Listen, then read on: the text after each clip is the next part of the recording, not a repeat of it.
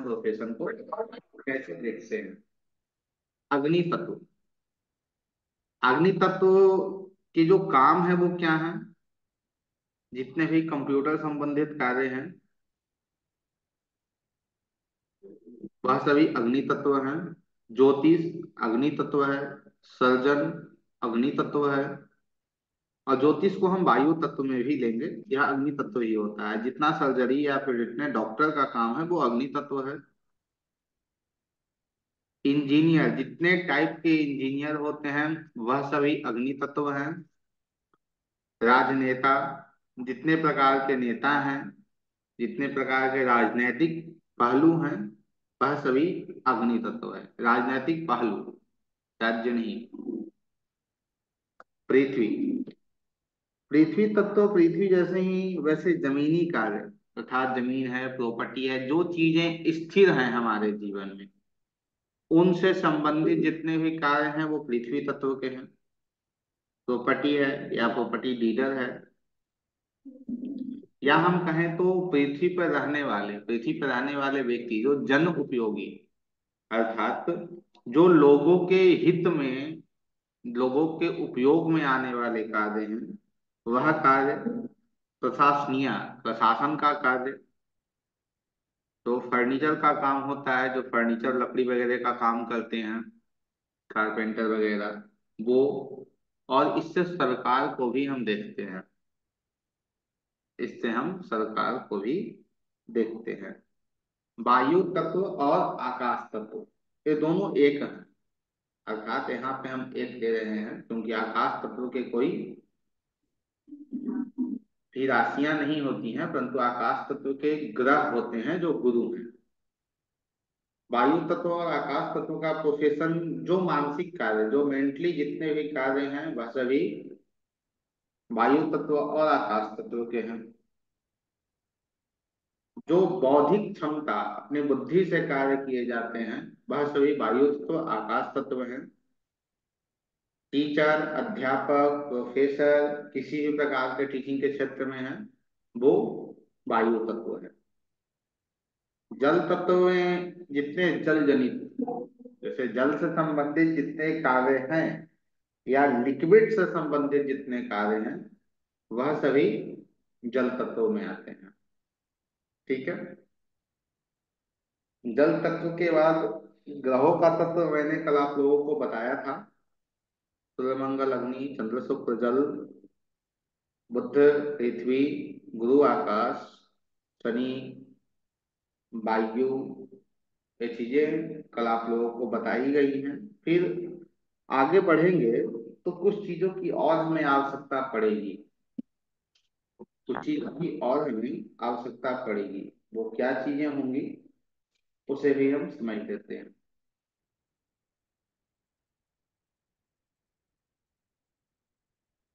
इससे व्यक्ति काम कैसा करेगा, व्यक्ति काम कैसा करेगा उसके लिए आपको राशियों को देखने की विशेष आवश्यकता पड़ती है।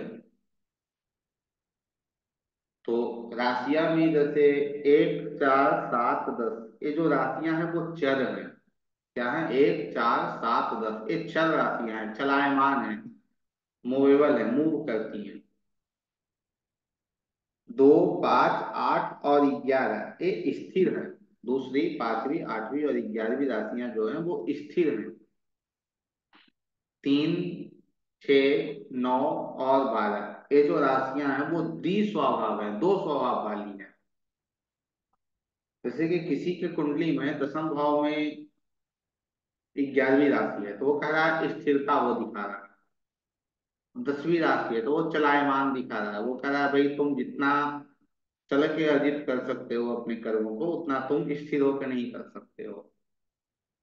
तो छोटी छोटी चीजें जो हैं वो हम इससे देते हैं। ग्रहों के भी अलग अलग स्वभाव हैं। सूर्य स्थिर है, सूर्य जो है वो स्थिर है। चंद्रमा चर है, चंद्रमा चलायमान है, चर है। मंगल, मंगल भी चर है, चलायमान है, वो चलते हैं, मूवेबल हैं। बुध, वो दोनों स्वभाव वाला है, चलने वाला भी है और वो स्थिर भी रहने वाला है, द्वि स्वभाव है। गुरु स्थिर हैं, गुरु स्थिर होते हैं, वो चलायमान बिल्कुल नहीं है। शुक्र मूवेबल है, चर है। शनि स्थिर हैं। राहु और केतु चर हैं। तो ये चीजें हुई। इससे भी हम प्रोफेशन को कैसे देखते हैं, कैसे रिलेट करते हैं, वो भी आपको दिखेगा। इतने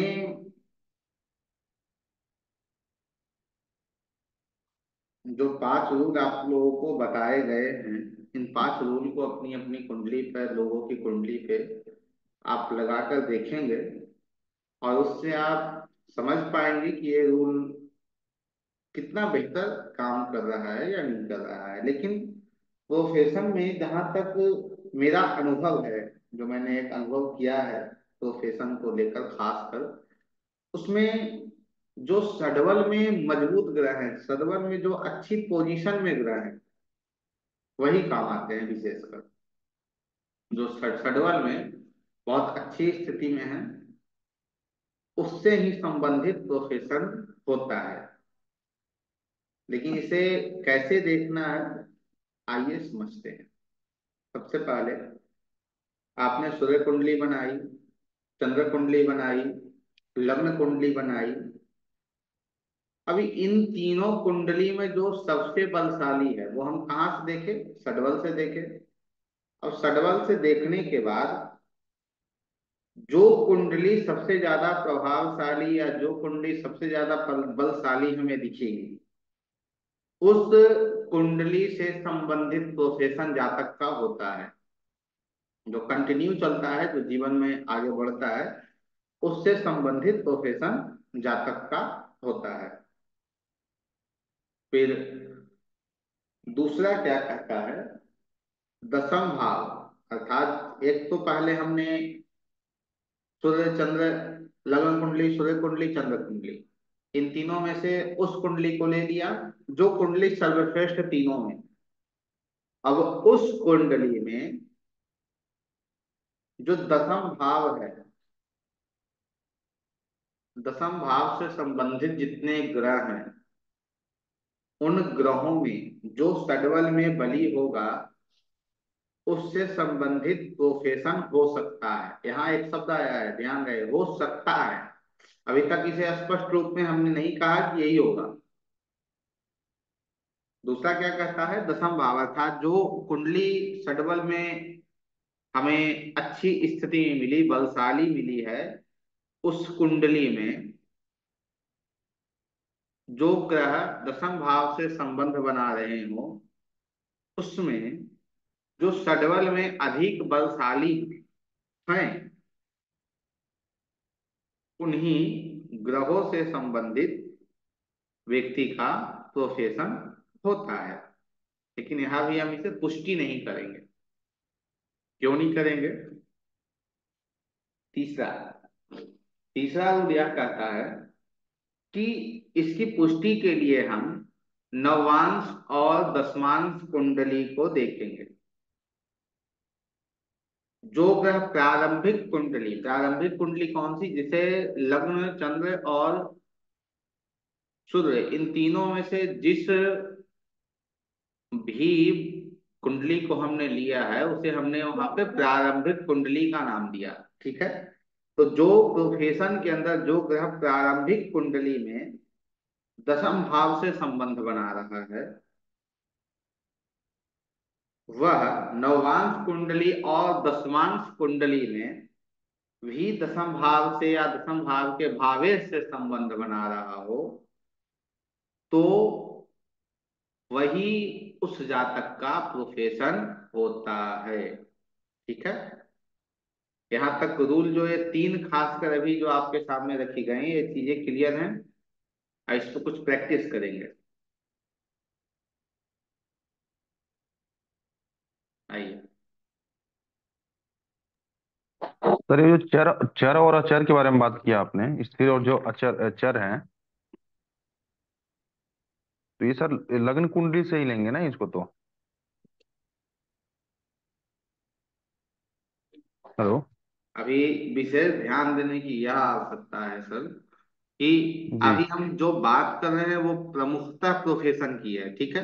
प्रोफेशन जी को सर। छोड़ के कहीं हमें इधर उधर किसी भी चीज को कुंडली में नहीं तलाशना है। एक दूसरा कि सूर्य कुंडली, चंद्र कुंडली और लग्न कुंडली, इन तीनों में जो सर्वश्रेष्ठ है उसे हम अभी लेंगे।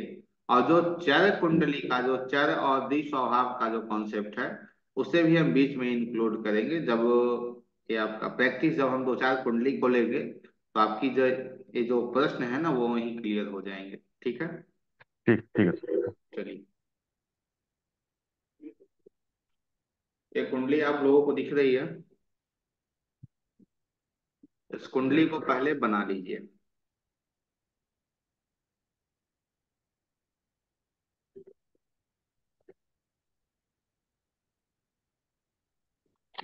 इस कुंडली में हमने देखा लग्नेश कौन है।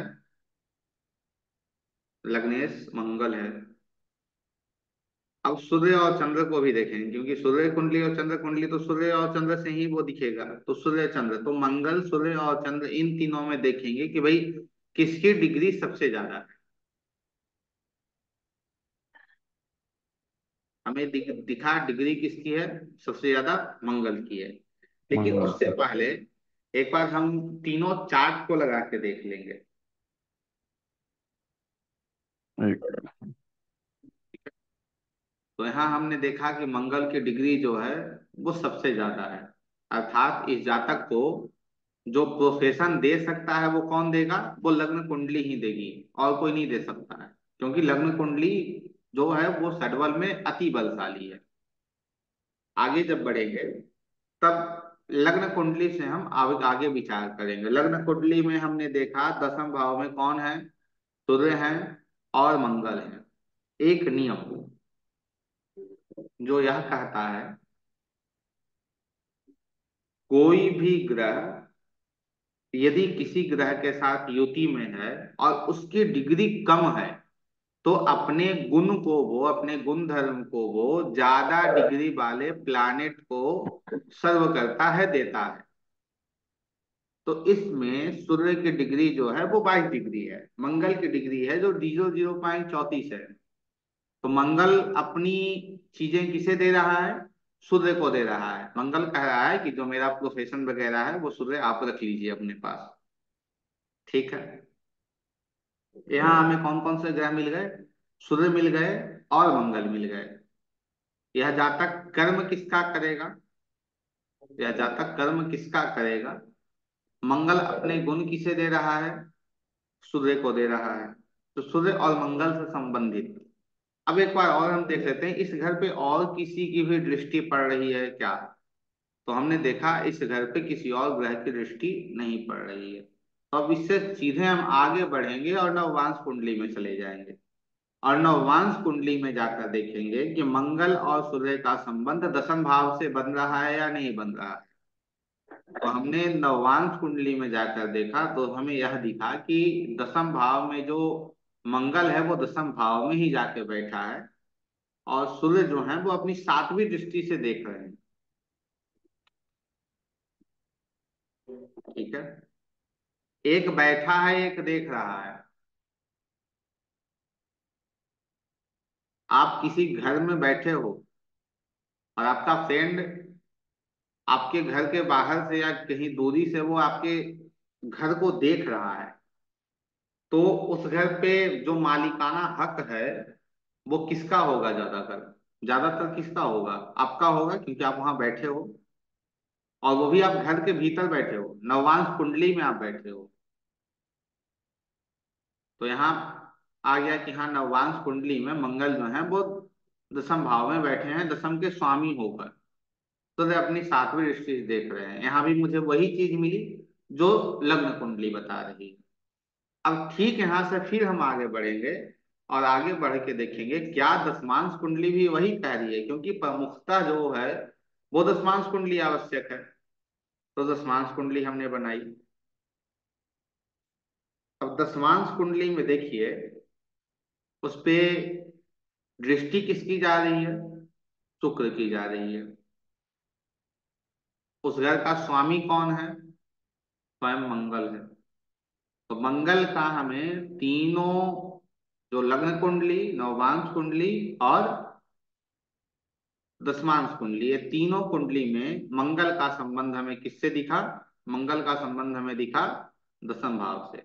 तो इस जातक का जो प्रोफेशन होना होना चाहिए वो मंगल से संबंधित होना चाहिए। मंगल के क्या क्या प्रोफेशन है आप लोगों को कुछ याद है? जो मैंने कुछ बताए हैं कल, तो बताइए क्या क्या प्रोफेशन मंगल में है।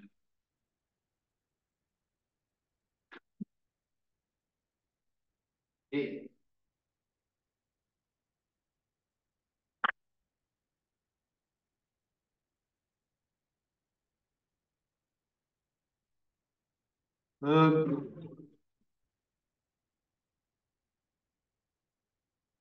इंजीनियरिंग मंगल का है।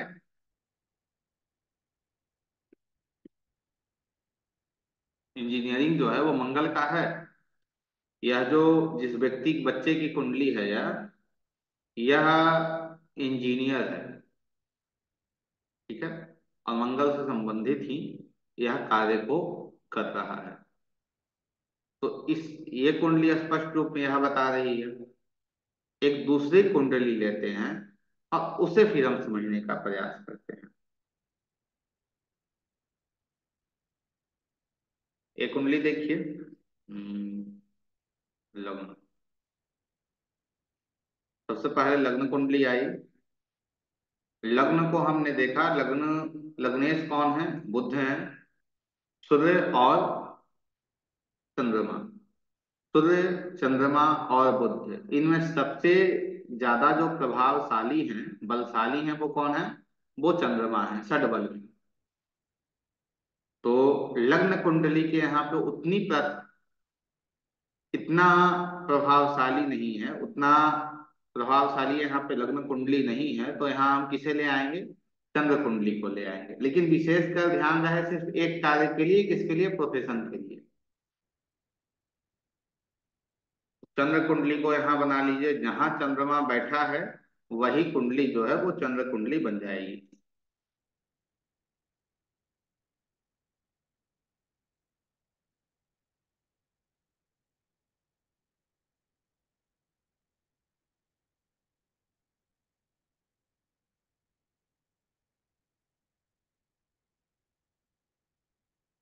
चंद्र कुंडली बन गई। अब चंद्र कुंडली में देखिए, जैसे एक बार विवेक की कुंडली पे जाकर एक छोटा छोटा सा जो ये है उसे एक बार क्लियर कर लेते हैं। जैसे दसम भाव में हमने देखा था कौन कौन से ग्रह हैं? मंगल है, सूर्य है। जब हम दशमांश में आए तो शुक्र का भी संबंध दसम भाव से बन रहा है। लेकिन इन सब में भी सबसे बलशाली कौन है? मंगल है। इसलिए इस जातक ने प्रोफेशन किसका किया? मंगल का किया। इस कुंडली में देखिए, चंद्र कुंडली हमने बना ली क्योंकि चंद्रमा बलशाली है। सूर्य मंगल से बलशाली है और मंगल जो है वो लग्नेश है।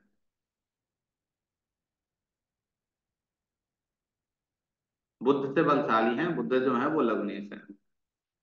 आगे इस कुंडली में दसम भाव से किसका किसका संबंध बन रहा है? आप लोग बता सकते हैं, ऐसा नहीं है।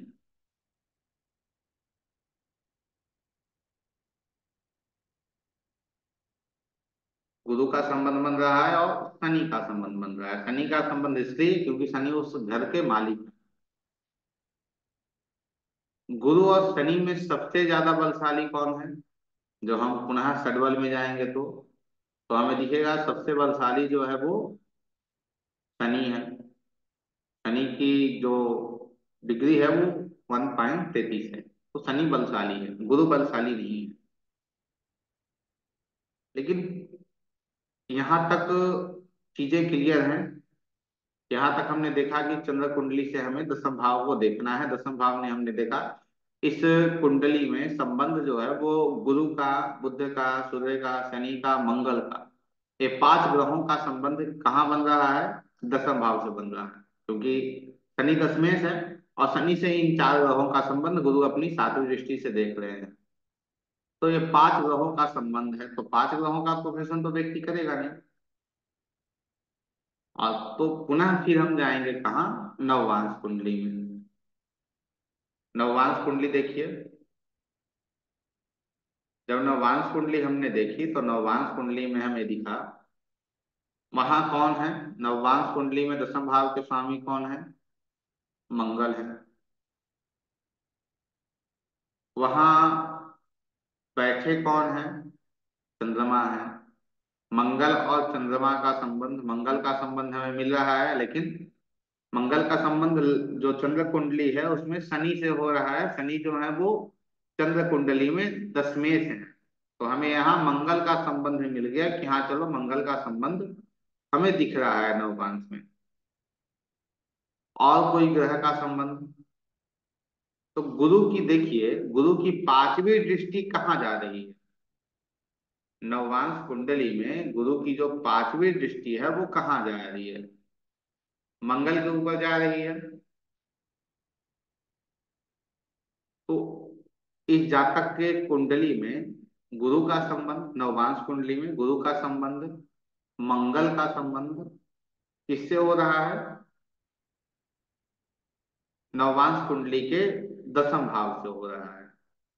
और कोई ग्रह, सूर्य का संबंध नहीं हो रहा है क्योंकि सूर्य की सातवीं दृष्टि है। बुध का संबंध नहीं हो रहा है, बुध की भी सातवीं दृष्टि है। शुक्र का संबंध और ग्रहों का नहीं, सिर्फ किसका? गुरु का और मंगल का हो रहा है। अब आगे बढ़ेंगे और आगे बढ़ के अब पुनः देखेंगे कि क्या दसमांश कुंडली क्या इस जातक की कह रही है।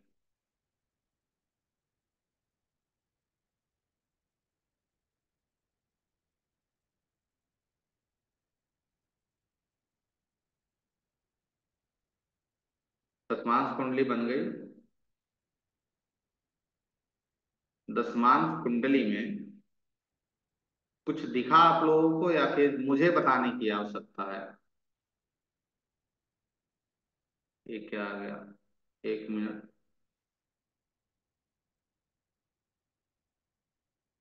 जी। दसमांश कुंडली में कुछ आप लोगों को दिखा या फिर मुझे बताने की आवश्यकता है? बताइए। आप लोग बता सकते हैं कि इस जातक का प्रोफेशन क्या होगा अब? दसमांश कुंडली और अच्छे से आपको क्लियर कर रही है। नवांश कुंडली तक कौन कौन ग्रह साथ में आए थे? मंगल आए थे और गुरु आए थे। मंगल और गुरु कहाँ तक आए थे? नववांश कुंडली तक आए थे। दसमांश कुंडली तक किस ग्रह का सफर हुआ, जो दसमांश कुंडली में भी दसम भाव से संबंधित है?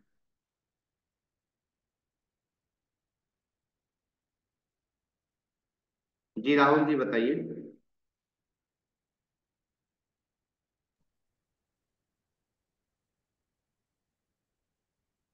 आप लोगों की आवाज हम तक नहीं पहुंच रही है। सर गुरु और शनि। गुरु का और शनि शनि का। का। लेकिन जो नववांश कुंडली है, नववांश कुंडली ने शनि को नहीं बताया। एक ग्रह को चंद्र कुंडली ने, नववांश कुंडली ने और दसमांश कुंडली ने, तीनों कुंडलियों ने किसे बताया? गुरु को बताया। गुरु को बताया। यह जिस व्यक्ति की कुंडली है वह एक अध्यापक है। ठीक है। अब यदि हम जो शनि संबंधित चंद्रमा, चंद्र कुंडली में ग्रह में मिल रहे थे उनको हम षडबल में भी देखेंगे, तो षडबल में वो कमजोर है सभी। मंगल बुध सभी कमजोर हैं। तो इस जातक का प्रोफेशन क्या है? गुरु आ गया वहां, तो ये जातक का प्रोफेशन जो है वो, अब इस जातक का प्रोफेशन स्थिर है या नहीं, स्थिर है या नहीं। दसवां कुंडली में पांच, दसवें भाव में कौन सी राशि जा रही है? पांचवी राशि जा रही है। दो, 5, 8, 11। गुरु कहाँ बैठा था? 11वीं राशि में बैठा है। इस जातक का जो प्रोफेशन होगा वो स्थिर अवस्था में होगा। इस जातक का जो प्रोफेशन है वो स्थिर अवस्था में, अस्थाई होगा। ठीक है, तो यहां तक इसे हम समझ पाए। चलिए एक और कुंडली लेते हैं।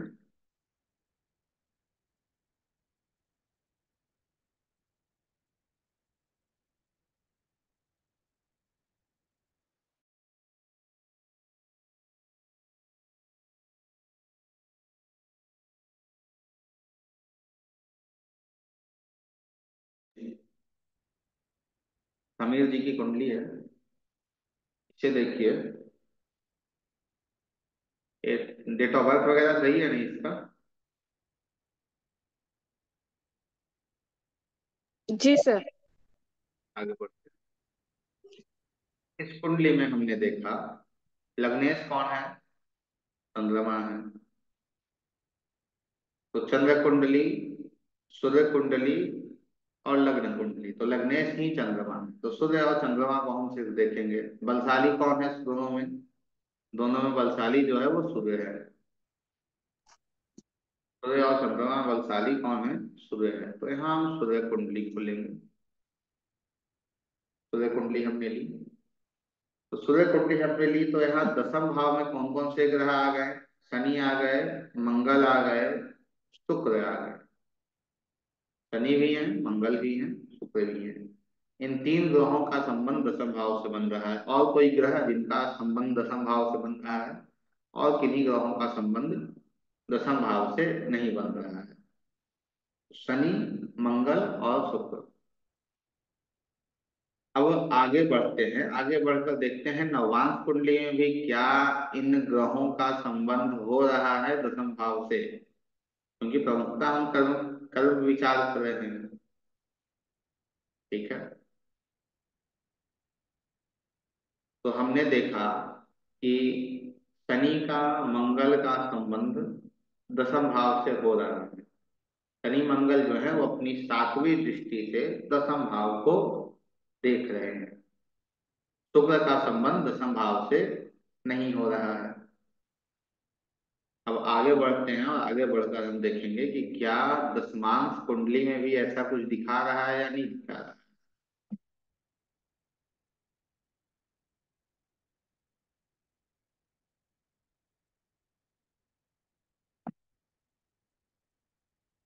दशमांश कुंडली, दशमांश कुंडली में देखिए किन ग्रहों का संबंध बन रहा है, बताइए। कौन से ग्रह का शनि, अपने यहाँ तक आए हैं? मंगल और मंगल, शनि। मंगल अपनी राहु। चौथी दृष्टि से, शनि अपनी तीसरी दृष्टि से दसम भाव को देख रहे हैं। जी सर। इस जातक का जो काम होगा प्रमुखतः क्या होना चाहिए फिर? मंगल और शनि से संबंधित कार्य क्या करते हैं समीर जी? बैंक में हूँ, बैंक में। नहीं नहीं, आप नहीं, बैंक में आप हो, ठीक है। हाँ। एज आपका काम क्या है वो बताइए। A public relation officer and board secretary. Public relation officer और बोर्ड बोर्ड सेक्रेटरी। सेक्रेटरी। ठीक है, तो इनका जो कर्म है वो शनि से इंटरलिंक हो रहा है। दूसरा, मंगल और शनि है, इनका जो दूसरा काम है समीर जी का, जो प्रमुखता इनका जो प्रमुख कार्य है वो वास्तु का है। समीर जी, यस यस सर। आपका जो काम प्रमुखता है वो वास्तु का है। वास्तु का है, वास्तु का। मंगल शनि वास्तु है या नहीं है? यस है वास्तु। बस, तो हम ऐसे, ये तो तीन कुंडली है और बहुत सारी कुंडलियों पे हम इस रूल को लगाएंगे तो बिल्कुल बहुत परफेक्ट तरीके से रहेगा। अब पब्लिक, इनका जो काम है बैंक के अंतर्गत वो पब्लिक संबंधित है। ऐसा क्यों है?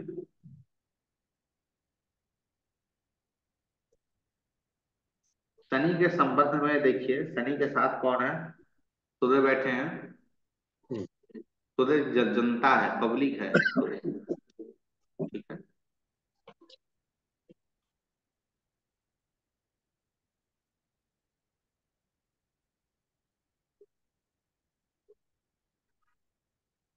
अब इन्होंने सूर्य का ही कार्य क्यों किया? शनि तो है ही, लेकिन सूर्य का काम विशेष रूप में इनके पास क्यों आया?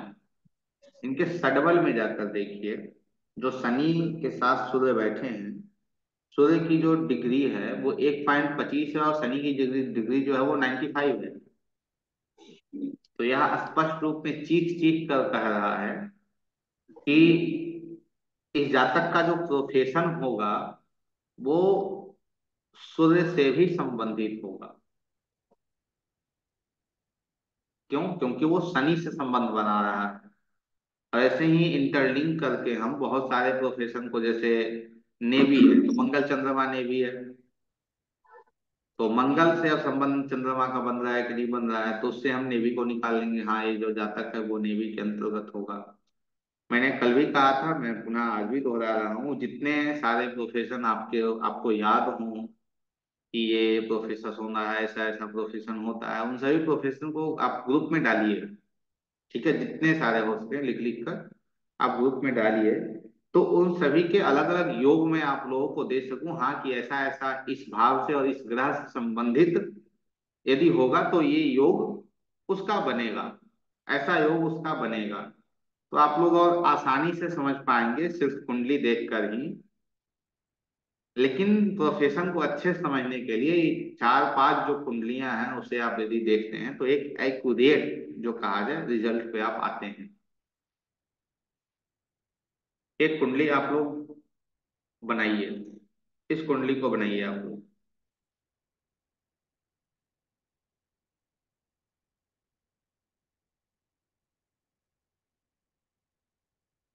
इस कुंडली को बनाइए। इसे ग्रह जब तक बना रहे हैं, इस कुंडली को बनाइए, चंद्र कुंडली को बनाइए, सूर्य कुंडली को बनाइए, इन तीनों कुंडलियों को बनाइए। जो ग्रह है ना, वो ग्रह क्या कहते हैं हमसे?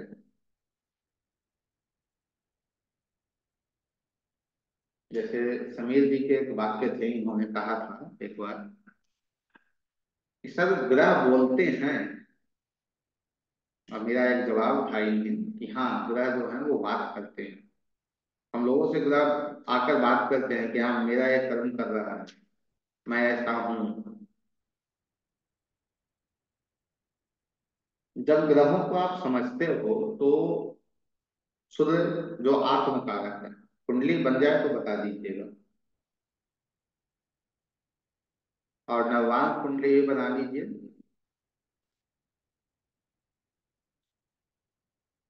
और एक नववान कुंडली तक जाकर एक मुझे आप लोग बताएंगे कि हाँ एक जातक का जो प्रोफेशन होगा वो प्रमुखता क्या होगा। ठीक है, नववान कुंडली तक, यहाँ तक तो आप लोग समझ चुके होंगे। बताइए। तो सूर्य जो है वो आत्मा का कारक है, आत्म कारक है। सूर्य जपा कुसुम संकासम कास्पेयम महारुति। जपा कुसुम संकासम, जैसे एक वेद व्यास जी ने एक नवग्रह स्तुति लिखी है, उसी के अर्थ में वो क्या कहते हैं? जपा कुसुम। जपा कुसुम कौन से फूल को कहा जाता है? गुड़हल को कहते हैं। ठीक है, तो वो कह रहे हैं जपा कुसुम संतापम कात्पेयम महादुति तमोरी सर्व पापग्न परंतु अश्विनी दिवाकर। जपा कुसुम जो है वो गुड़हल का फूल है, जो गुड़हल के फूल के समान खिला हुआ हो, जो हमारे जीवन में तमोरी सर्व पापग्न, जो हमारे जीवन से सभी पापों को नष्ट करने की क्षमता रखता हो, जो हमारे जीवन में अंधकार को हटाकर प्रकाश को लाता हो, उस देवता को मैं प्रणाम करता नत्वा सूर्य सूर्य उत्पत्ति सूर्य नत्वा गृहपति जगत उत्पत्ति कारण। सूर्य जो है वो जगत के उत्पत्ति के कारण है।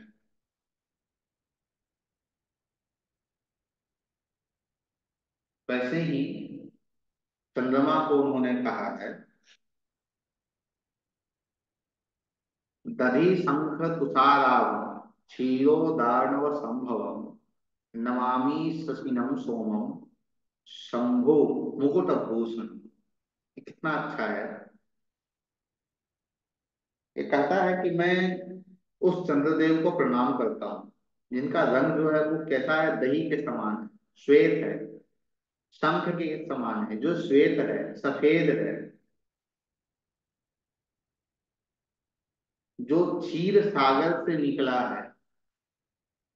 और सबसे बड़ी बात, जो भगवान शिव के मस्तक पे अलंकृत है।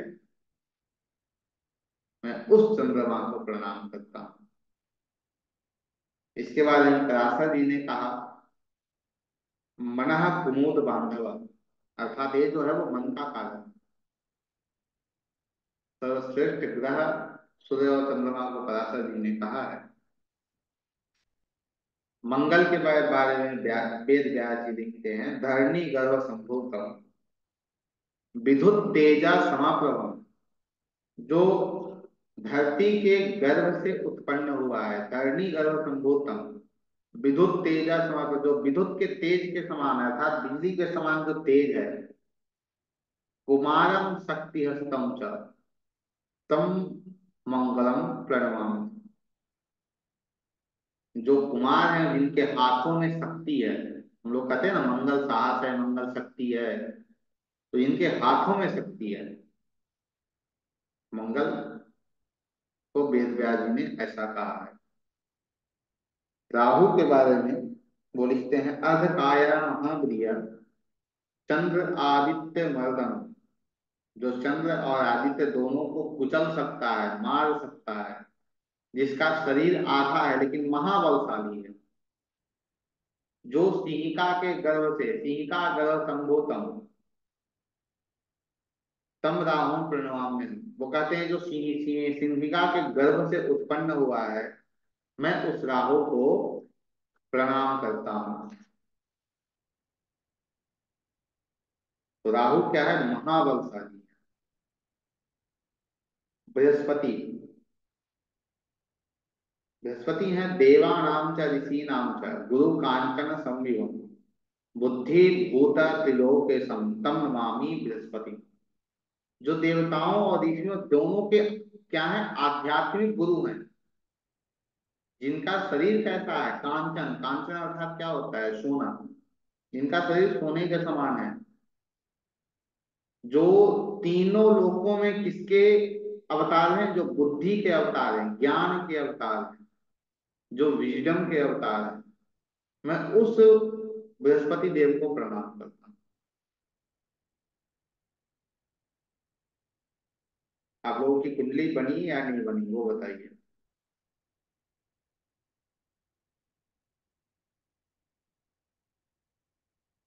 आपने कुछ तय किया, निकाला?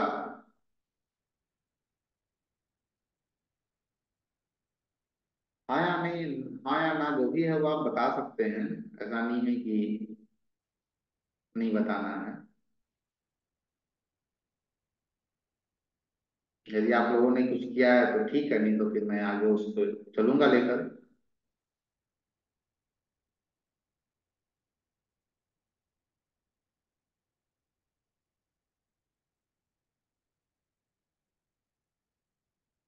क्या बात है भाई।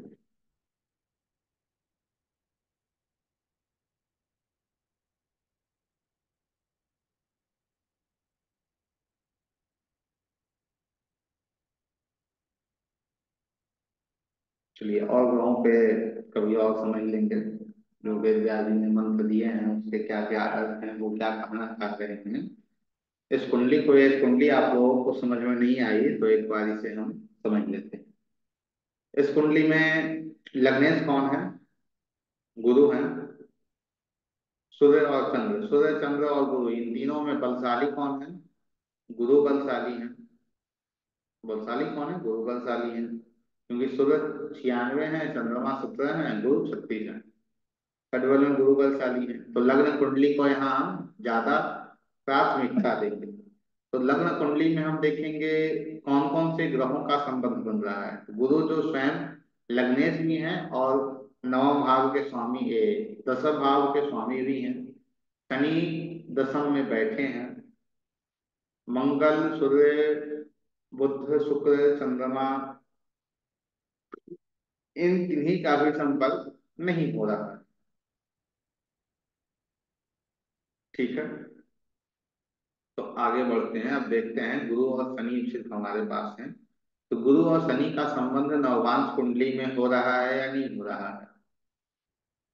तो हमने देखा नववांश कुंडली में कि नववांश कुंडली में लग्नेश को, दसम भाव के स्वामी कौन है? मंगल है। मंगल का संबंध गुरु से हो रहा है या शनि से हो रहा है? देखिए, नववांश कुंडली में मंगल का संबंध गुरु या शनि से हो रहा है, राहुल जी?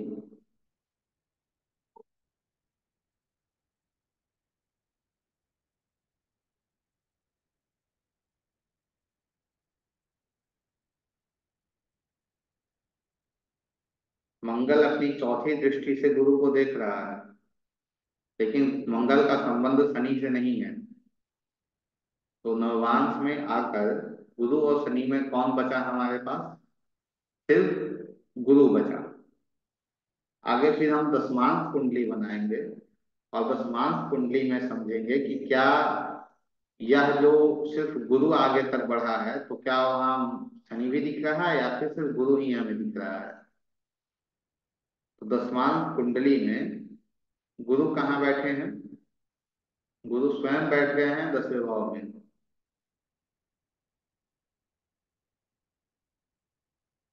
और शनि किसी भी प्रकार गुरु से संबंध में वो नहीं आ रहे हैं। न वो दशमेश में, दसमांश में जो दशमेश सूर्य हैं उनसे उनका संपर्क है, ना ही वो दृष्टि से देख रहे हैं।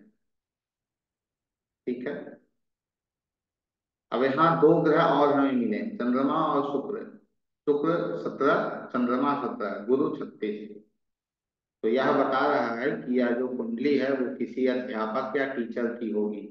आप लोगों को पता है यह कुंडली जो है वो सुधा अग्रवाला की है, जो एक अध्यापक हैं, यूनिवर्सिटी के अंतर्गत टीचर है।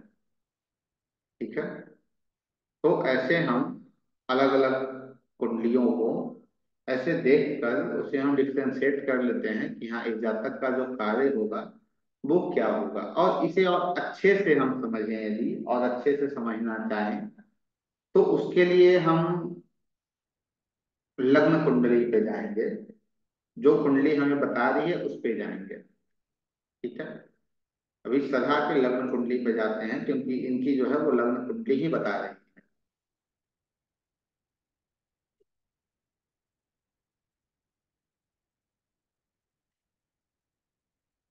अब इनके लग्न कुंडली में हमने देखा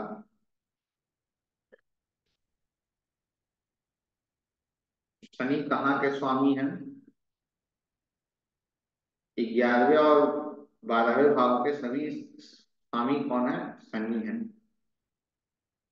तो यह कह रहा है कि 10वें और 11वें के स्वामी, 11वें और 12वें के स्वामी यदि शनि यहाँ बैठे हैं, तो यह जो जातक यदि एनजीओ से जुड़कर या अपने सोशल जो उसका समाज है उससे जुड़कर और कहीं अपने जन्म स्थान से दूर जाकर अपने कार्य को करेगा, तो इसे और बेहतर रिजल्ट मिलेंगे और अच्छे प्रभाव, अच्छे इसे रिजल्ट मिलेंगे। जब नववांश कुंडली में आप देखेंगे कि मंगल और गुरु का संपर्क हो रहा है, तो गुरु कौन से भाव के स्वामी है? छठा भाव जो नौकरी है, और नौवा भाव जो एक अध्यापक है। तो वो नौकरी और अध्यापक दोनों दिखा रहा है। जब आप दसमांश कुंडली में जाएंगे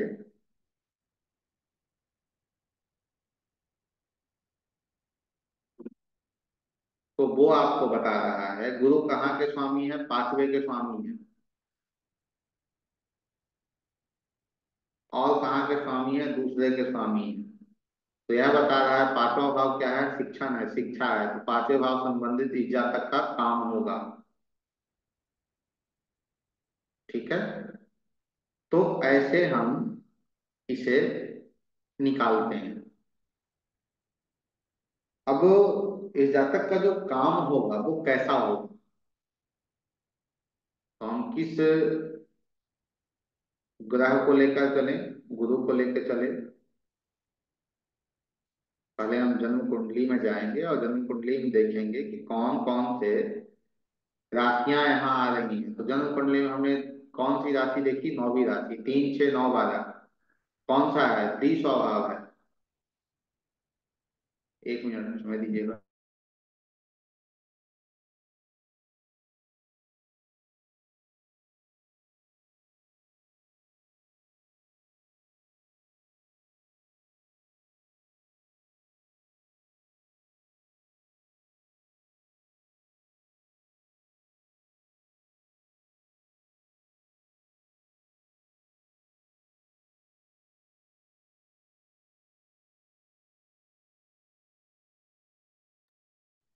वो क्या है, द्विस्वभाव है। तो द्विस्वभाव क्या कह रहा है कि भाई नौकरी स्थिर नहीं होगी, मूवेबल होगी, आएगी भी जाएगी भी। गुरु कहाँ बैठे हैं, जो नौकरी को दिए हैं। गुरु भी बैठे हैं कौन से राशि में, वैसी ही राशि में बैठे हैं, 12वीं राशि में। 12वीं राशि क्या है, द्वि स्वभाव है। यह भी बता रहा है कि भाई मैं आता जाता रहूंगा।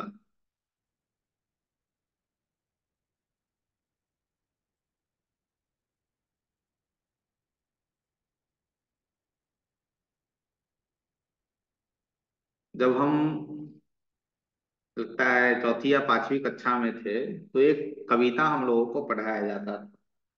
वो था, हवा हूँ बसंती हवा हूँ।